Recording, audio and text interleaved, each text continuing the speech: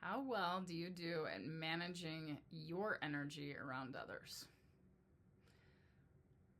Do you ever try just sitting in your car for a little bit before you go into a space with a lot of people and just centering yourself?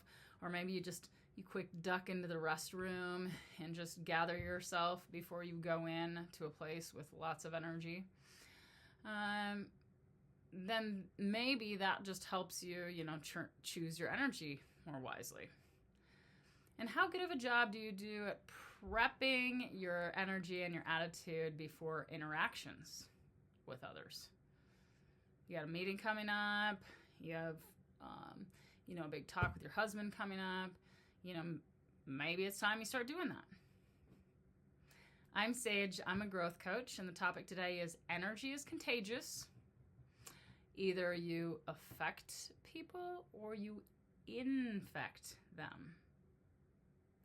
So why should you practice choosing your energy? Well,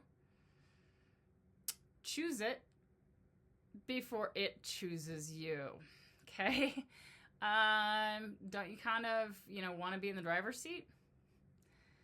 And happiness is a choice. You may, kind of feel like you want to punch people in the face that say that. I get it. You've been there. And it does get annoying when people say that, especially when you're dealing with a really tough time and you're like, shut the heck up because I don't need to hear that right now. I get it. But happiness is a choice. And that doesn't mean you don't still deserve time to manage situations and deal with emotions, because that'd be ridiculous if you didn't. But you still got to choose at some point. And when you intend your energy, it can actually do this crazy thing where you're projecting like a force field around you, kind of a security blanket, a security bubble, so that you aren't exposed to other people's bad energy.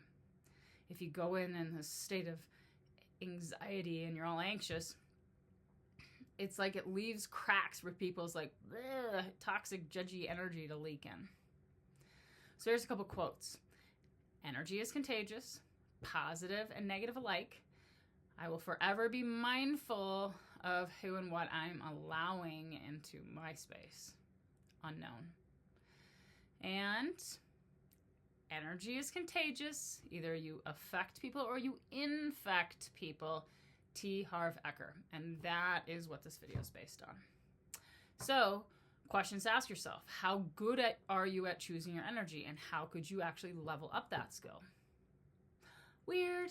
I've got you today. Here's three ways to better choose your energy. So number one, you've got to become a good observer.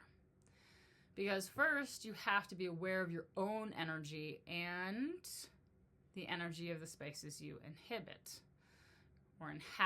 That's the right word. Yeah, inhabit. So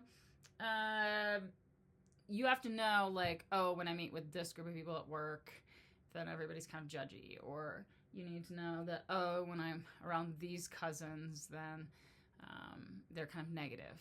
You have to kind of start investigating the spaces in which you inhabit. Also, number two, arrive early. I'm smirking a little bit because this is not one of my finer skills, right? But even if I do arrive late, I've managed to learn this skill, is that it gives me this, I always take some time and some space to kind of try and set my energy. So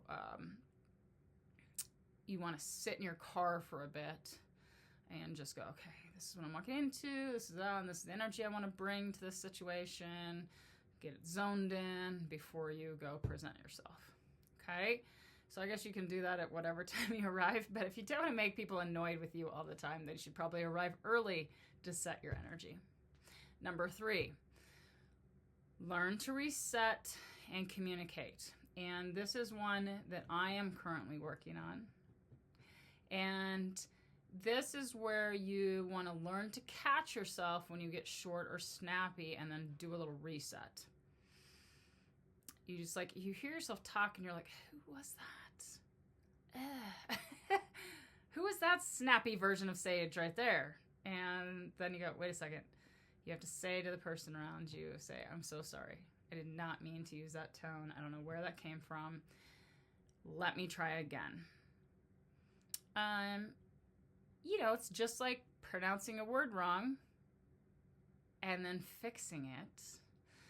It's the same kind of scenario if we can just get to a space where it's easier to say, like, I came off the wrong way, and that's not the energy I want to bring to the situation. So let me try that again. Okay?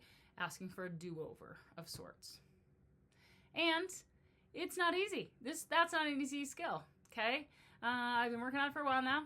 Not getting much better yet because old habits really do die hard, and it's going to take me more practice and more self-awareness to get better at that one. But here's the deal. If I choose to keep practicing it, I will get better. Just asking for that do-over. So circling around, energy is contagious. Either you affect people or you infect them. So which of those 3 tips can you start using today? Here's your intention. I choose my energy in each moment. Yeah, you do, because you want to be in the driver's seat of that stuff. All right, thanks for joining me for some growth today. Follow me over at Sage Robinson Miller on YouTube, and make sure and share these videos if they think they'd help somebody else out, and let's just keep growing this growth community. And if you need one-on-one help, just book a session. All right, love ya.